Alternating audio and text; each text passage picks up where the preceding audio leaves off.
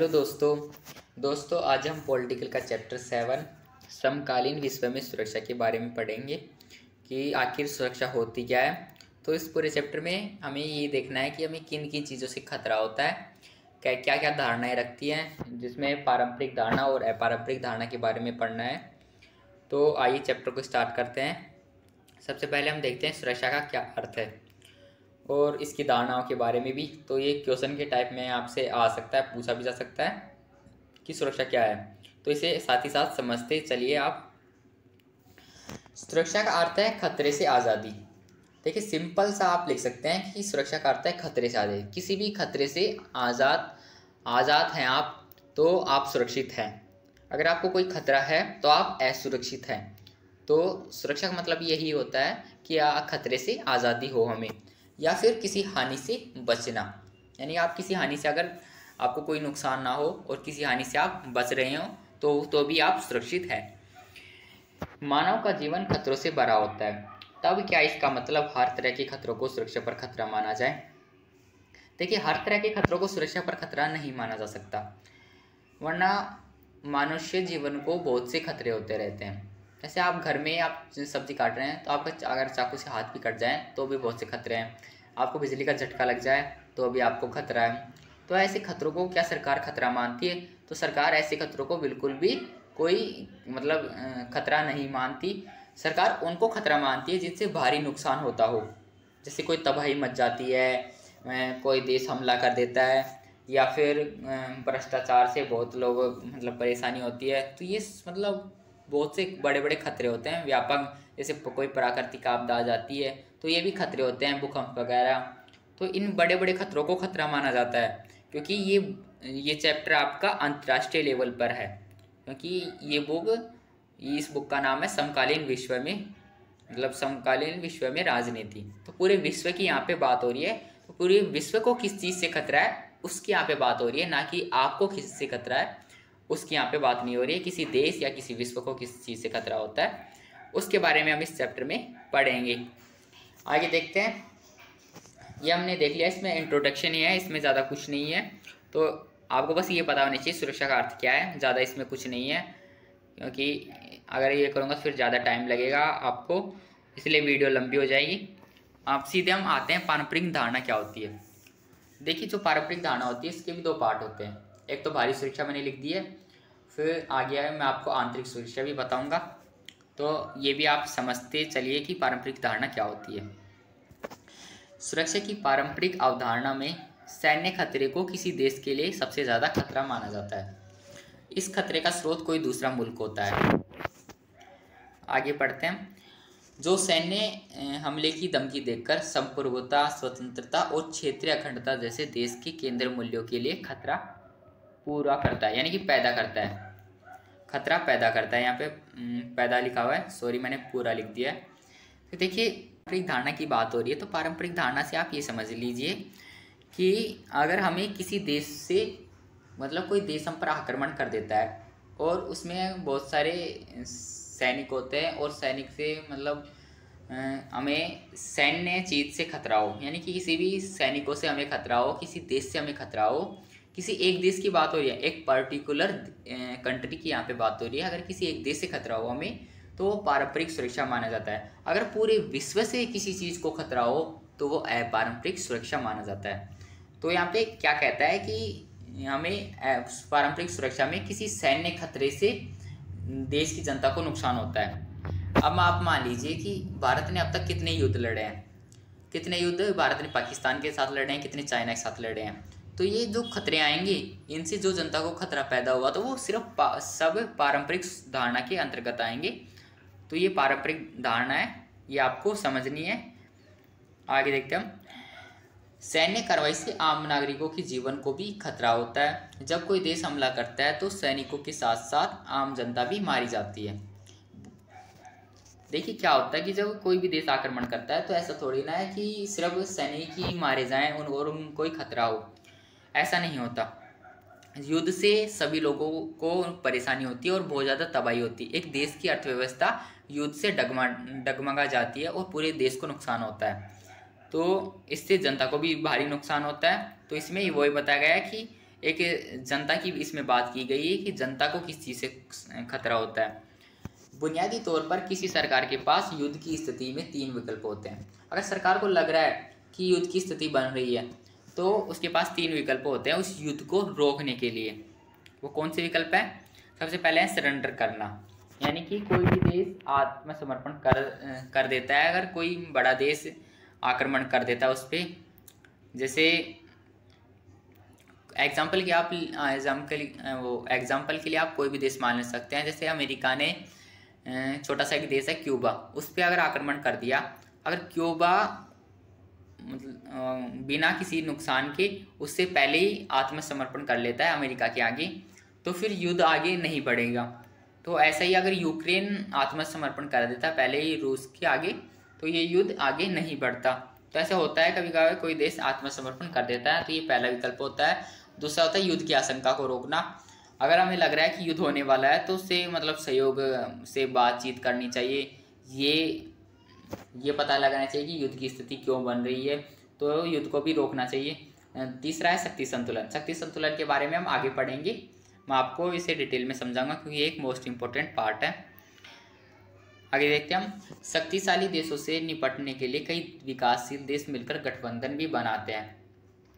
एक चौथा ये भी होता है कि अगर कोई देश किसी देश को किसी बड़े देश से खतरा है, जैसे अमेरिका शक्तिशाली देश है, रसिया, चाइना, ये सब शक्तिशाली देश है। अगर इनसे किसी छोटे देशों को खतरा है तो वो मिलकर गठबंधन बना लेते हैं। कि गठबंधन का मतलब है आपसी देशों से मित्रता कर लेते हैं और उनसे मतलब एक हो जाते हैं। वो गठबंधन का मतलब है एक हो जाते हैं। वो तो एक हो जाते हैं तो फिर वो एक मिलकर ही फिर किसी देश से युद्ध लड़ते हैं।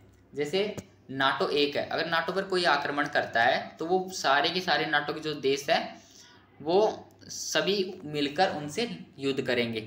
तो ऐसे में युद्ध के चांस कम होते हैं। तो ऐसे गठबंधन के कई एग्जाम्पल दिए गए हैं, जैसे ब्रिक्स दिया गया है जिसमें ये देश शामिल है, आप देख लीजिए। अन्य देश हैं जैसे सार्क, क्वाड हैं, तो ये कई गठबंधन है। आप पेपर में आ सकता है कि इन्हीं 2 गठबंधन देशों के नाम लिखिए। तो ये हो गया। अब हम शक्ति संतुलन के बारे में आते हैं। शक्ति संतुलन क्या होता है, ये मोस्ट इम्पोर्टेंट पार्ट है। देखिए इसे आप एग्जाम्पल से समझिए कि शक्ति संतुलन क्या होता है। मान लीजिए किसी एक व्यक्ति है जो कि बहुत ही कमज़ोर है और एक दूसरा व्यक्ति है जो कि बहुत ही हैवी है, बहुत ही शक्तिशाली है, बहुत ही ताकतवर है। क्या होता है कि इन दोनों के बीच आपसी युद्ध होता रहता है। तो ये जो मोटा व्यक्ति होता है ये बार बार इसको हरा देता है और ये छोटा व्यक्ति क्या सोचता है कि मुझे भी अब अपने शरीर को शक्तिशाली बनाना चाहिए और मैं भी अगर जिम ज्वाइन कर लूँ और मतलब मैं भी खान पान पे अच्छा ध्यान दूँ तो मैं भी शक्तिशाली बन सकता हूँ। तो क्या होता है कि ये जो व्यक्ति होता है, ये कमज़ोर व्यक्ति होता है, ये भी इसी की श्रेणी में आ जाता है, इस मोटे व्यक्ति की श्रेणी में ही आ जाता है। तो इन दोनों की शक्तियाँ बराबर हो जाती है, फिर युद्ध के चांस कम होते हैं।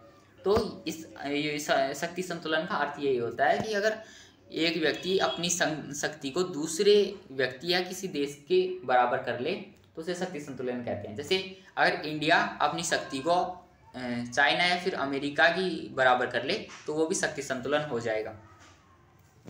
शक्ति संतुलन से तात्पर्य कोई देश अपनी सैन्य शक्ति को किसी शक्तिशाली देश के बराबर कर ले। ये मैंने आपको बता दिए थे, डेफिनेशन आप देख लीजिए। यदि किसी देश को लगता है कि भविष्य में उसे पड़ोसी देशों से खतरा है तो वह भी चाहेगा कि वह अपनी सैन्य क्षमता को मजबूत बनाए। सैन्य संतुलन के साथ साथ वह प्रौद्योगिकी यानी कि टेक्नोलॉजी के मामले भी आगे होने चाहिए। आर्थिक विकास, इकोनॉमी डेवलपमेंट के बारे में भी मतलब आगे होने चाहिए और इन चीज़ों में भी ताकतवर हो। ज़रूरी नहीं कि आप मतलब शक्ति को ही किसी देश के बराबर हो आपकी शक्ति, आप हर क्षेत्र में आगे होने चाहिए। आपकी टेक्नोलॉजी भी बेहतर होनी चाहिए, तभी आप शक्ति संतुलन बना पाएंगे और आपका आर्थिक विकास भी अच्छा होना चाहिए, आपकी जीडीपी में भी वृद्धि होना चाहिए, यानी कि हर चीज़ में आप आगे होने चाहिए। जैसे अमेरिका है हर चीज़ में, वैसे ही हर चीज़ में शक्ति संतुलन होना चाहिए। अब हमने बाहरी सुरक्षा की बात कर ली। बाहरी सुरक्षा में क्या होता है कि हमें किसी दूसरे देश से खतरा होता है, लेकिन अब हम आंतरिक सुरक्षा की बात करते हैं। आंतरिक सुरक्षा क्या होती है? जब तक कोई देश अपने आंतरिक मामलों या समस्याओं से निपटने में सक्षम नहीं होता तब तक वह देश के बाहर की समस्याओं से कैसे निपट सकता है। देखिए यहाँ पे समस्याओं गलत लिखा हुआ है, लेकिन मैंने नीचे लिख दिया समस्याएं, तो आप ये ध्यान रखिए, कभी ये सोचिए मैंने गलत लिख दिया है। तो आंतरिक सुरक्षा हम देखते हैं, आंतरिक सुरक्षा क्या होती है। देखिए आपने देखा होगा कि हमारे देश में भ्रष्टाचार बहुत है, बहुत आंदोलन होते हैं, हिंसक आंदोलन होते हैं, बहुत लड़ाई झगड़े होते हैं, एक धर्म के लोग दूसरे धर्म को मारने लगते हैं, मतलब बहुत हिंसक आंदोलन होते हैं, ऐसे आप खून खराबे होते हैं, आपने देखा है, आप देखते भी होंगे। तो ये क्या है, ये आंतरिक खतरा होता है, यानी कि किसी देश को अपने अंदर ही खतरा होता है। किसी बाहर देश से तो उसे खतरा होता ही है, लेकिन उसे अगर अपने देश के अंदर भी खतरा होता है तो फिर वो देश कभी सुरक्षित नहीं रह सकता। तो ऐसी कुछ आंतरिक समस्याएं जो जो हमें बताती हैं कि मतलब इसके टाइप है आंतरिक समस्याओं के, जैसे जन विद्रोह होते हैं, आंदोलन होते हैं, बहुत ज़्यादा हिंसक आंदोलन हो जाते हैं, कभी कभी तो भ्रष्टाचार होने लगते हैं, जैसे महंगाई बढ़ जाती है तो बहुत ज़्यादा भ्रष्टाचार करने लगते हैं, नेता भी करने लगते हैं, लोग भी करने लगते हैं। तो ये भी खतरे हैं एक तरीके से देश को, क्योंकि यहाँ पे देश के खतरे की बात की जा रही है। सशस्त्र संघर्ष होने लगते हैं, एक दूसरे से मारपीट करने लगते हैं, खून खराबे होने लगते हैं, तो ये सब भी संघर्ष होते हैं। इस प्रकार की सुरक्षा की पारंपरिक धारणा का हिस्सा अंदरूनी सुरक्षा है। अंदरूनी का मतलब है एक देश के भीतर की सुरक्षा। सन 1945 के बाद से विकसित देशों जैसे अमेरिका, रूस आदि देशों में अपनी सीमा के अंदर एकीकृत और शांति संपन्न है। आंतरिक सुरक्षा किसी देश के लिए ज़्यादा खतरनाक हो सकती है, क्योंकि इससे रक्तपात अधिक होता है। पहले वाले इस पॉइंट में क्या है कि जैसे जो विकसित देश हैं, अमेरिका, रूस, जापान और भी जितने देश हैं, यहाँ पर हिंसक आंदोलन बहुत ही कम होते हैं, क्योंकि यहाँ की जो जनता होती है वो बहुत पढ़ी लिखी होती है, क्योंकि यहाँ की साक्षरता भी ज़्यादा होती है, और वो इतने आंदोलन नहीं करते, ना ही सरकार के खिलाफ इतनी जाती है जितने कि जो विकासशील देश होते हैं उनमें जाती है। तो विकासशील देशों में हिंसक आंदोलन ज़्यादा होते हैं, लेकिन विकसित देशों में नहीं होते, इसमें यही बताया गया है। और दूसरे इसमें बताया गया है कि आंतरिक सुरक्षा किसी देश के लिए ज़्यादा खतरनाक हो सकती है। आंतरिक सुरक्षा ज़्यादा खतरनाक क्यों हो सकती है, क्योंकि इसमें कई लोग भी मारे जाते हैं। जैसे अभी मोरमी में जो घटना हुआ है, उसमें भी तो हम कहीं ना कहीं सरकार को जिम्मेदार ठहरा सकते हैं, या फिर जिसने उसको बनाया है, उस पुल को बनाया था, उस कंपनी को भी हम जिम्मेदार ठहरा सकते हैं। तो ये भी एक खतरा ही था कि एक खतरे से कई लोगों की मौत हो गई। तो देखिए ऐसे जो बहुत से खतरे होते हैं उनसे ज़्यादा लोगों की मौत होती है, उनसे ज़्यादा खतरा होता है लोगों को, इतना कि बाहरी युद्ध से नुकसान नहीं होता, इतना अंदर के जो मामले होते हैं उनसे ज़्यादा जनता को नुकसान हो जाता है। अब एक क्वेश्चन आ जाता है कि आखिर लोग जन विद्रोह क्यों करते हैं, इसके पीछे क्या कारण हो सकते हैं। तो इस क्वेश्चन मतलब आप कॉपी में इसका आंसर लिखिए, खुद लिखने की कोशिश कीजिए, वरना मैंने लिखाई है उसके कारण भी लिखेंगे क्या कारण होते हैं, तो ये आप देख लीजिए। यानी कि आपको क्वेश्चन उतारना है कॉपी में, आपको खुद करना है, क्योंकि खुद का लिखा हुआ आपको खुद समझ में आएगा। फिर इसमें तरीके की बात की गई है, सुरक्षा के पारंपरिक तरीके क्या होते हैं। देखिए अभी हम पारंपरिक तरीके की बात करें, अभी पारंपरिक तरीका नहीं आया है। तो पारंपरिक तरीका देखिए कि न्याय युद्ध होना चाहिए, इसमें हिंसा का प्रयोग नहीं होना चाहिए, हिंसा कम हो, परमाणु हथियारों का प्रयोग नहीं होना चाहिए, आवश्यकता हो तो ही युद्ध करें। देखिए यहाँ पे आपको समस्या आ रही होगी कि न्याय युद्ध क्या होता है। भाई आपको ये लग रहा होगा कि युद्ध, जो भी युद्ध होते हैं उसमें हिंसा का इस्तेमाल तो होता ही है, लेकिन कभी कभी क्या होता है कि न्याय युद्ध का मतलब क्या है कि एक यूएनओ एक संगठन बनाया गया है, ये आपको पता होगा। तो वो यही कहता है कि अगर ज़रूरत पड़े तभी युद्ध करें, और युद्ध भी ऐसा हो, न्याय युद्ध हो, जिसमें ज़्यादा ना घातक परमाणु हथियारों का प्रयोग करना चाहिए।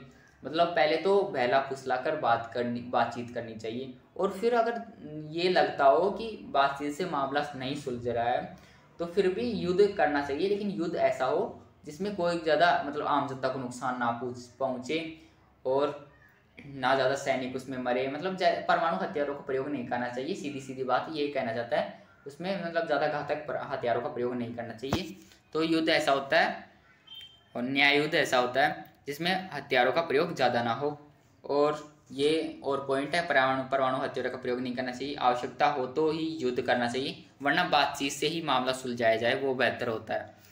फिर इसमें कुछ महत्वपूर्ण संधियाँ भी आपके 1 मार्क्स में पूछी जा सकती है, जिसे हम निरस्त्रीकरण भी कहते हैं। निरस्त्रीकरण का मतलब होता है बिना परमाणु हथियारों की युद्ध लड़ना। तो इसमें एक संधि की गई थी BWC, जिसका फुल फॉर्म है बायोलॉजिकल वेपन्स कन्वेंशन, और ये कब की गई थी? 1972 में। इसमें 155 देशों के हस्ताक्षर हुए थे। तो ये सिर्फ आपको बस यही चीज़ें याद रखनी है, क्योंकि मैंने बस फैक्ट्स लिख दिया आपको, क्योंकि इससे ज़्यादा कुछ नहीं पूछा जाएगा इसमें। दूसरी हुई थी CWC, जिसका नाम फुल फॉर्म है केमिकल वेपन्स कन्वेंशन। कब हुई थी? 1992 में, और 181 देशों ने इसमें भाग लिया था, यानी कि हस्ताक्षर किए थे। तो ये पॉइंट आपको पता होने चाहिए, ये फैक्ट्स हैं।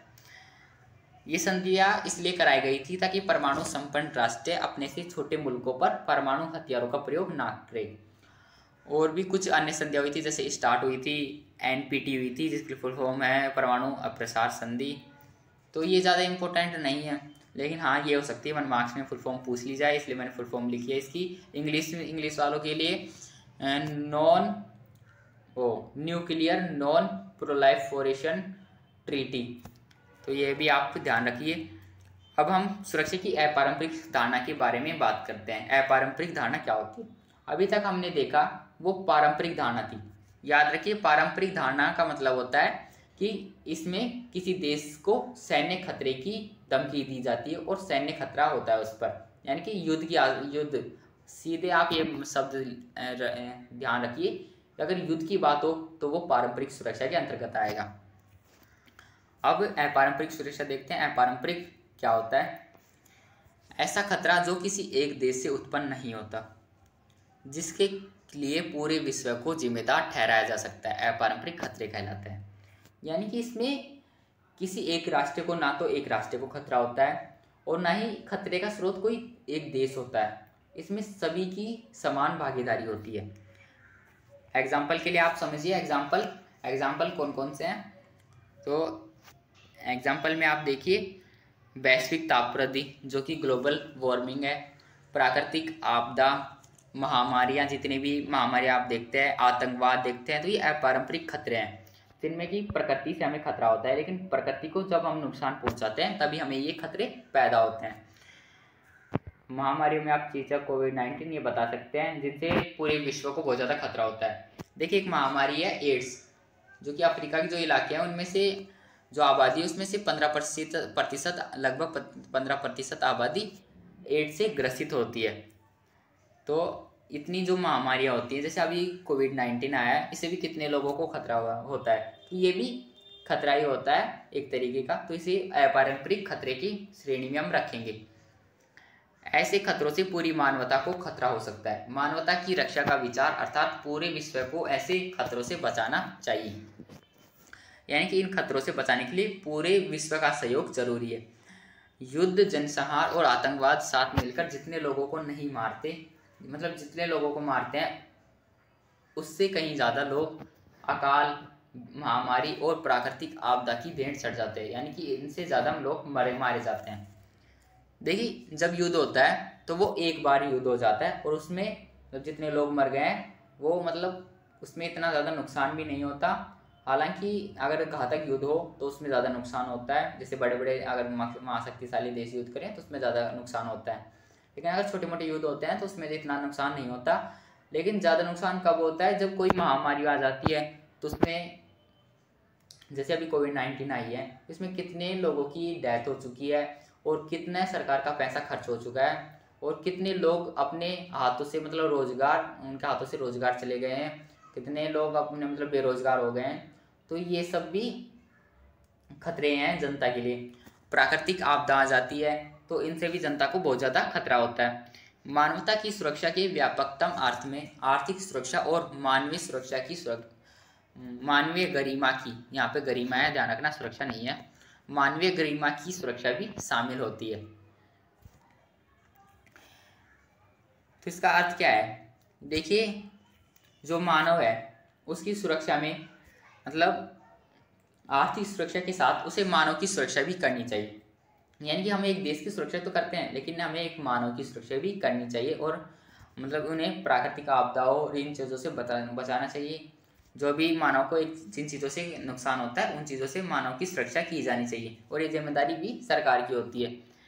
विश्वव्यापी खतरे जैसे ग्लोबल मतलब ग्लोबल वार्मिंग है, जिसे वैश्विक तापवृद्धि भी कहते हैं, अंतर्राष्ट्रीय आतंकवाद है, तथा एड्स और बर्ड फ्लू जैसी बीमारियां हैं। इनके कारण विश्व सुरक्षा को खतरा होता है। देखिए, एक बीमारी और दी गई है आपकी बुक में, लेकिन मैंने यहाँ पे लिखा नहीं है, शायद वो इम्पोर्टेंट नहीं है इतनी, लेकिन वो शायद पूछ ली जाए आपसे। तो एक बीमारी है मैड काऊ। देखिए, ये बीमारी क्या है? ये बीमारी पशुओं में होती है।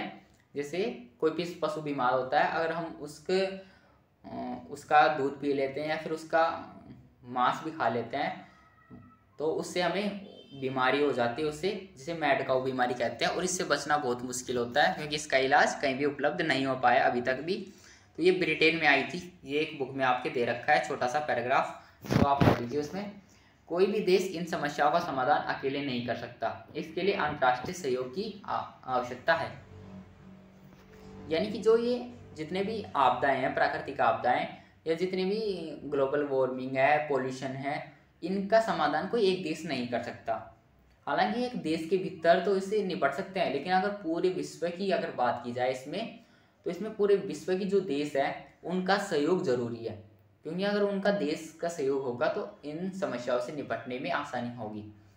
तो ये इसमें बताया गया है, यदि वैश्विक तापवृद्धि दिन प्रतिदिन बढ़ती रही तो तटीय देश डूब जाएंगे। जैसे मालदीव, जो कि एक तटीय देश है, बांग्लादेश है, और भारत के कुछ क्षेत्र हैं, और भी जो थाईलैंड वगैरह जो देश हैं, ये सब डूब जाएंगे अगर वैश्विक तापवृद्धि ग्लोबल वार्मिंग बढ़ती रही तो। क्यों डूब जाएंगे? क्योंकि ग्लोबल वार्मिंग बढ़ने से जो अंटार्कटिका की जो बर्फ़ है वो पिघलकर समुद्र में जाएगी, और समुद्र में जाएगी तो समुद्र का जल स्तर बढ़ जाएगा, और जल स्तर बढ़ जाएगा तो फिर देश डूब जाएंगे। तो ये देशों का खतरा है। अब हमारा टॉपिक आता है खतरे के नए स्रोत। तो इसे हम सेकंड पार्ट में कवर करेंगे। हमारा फर्स्ट पार्ट यहीं पे ख़त्म होता है। आशा करता हूँ आपको फर्स्ट पार्ट समझ में आएगा। सेकंड पार्ट में हम अब जो टॉपिक हमारे बच गए हैं उनके बारे में हम बात करेंगे। तो धन्यवाद, जय हिंद।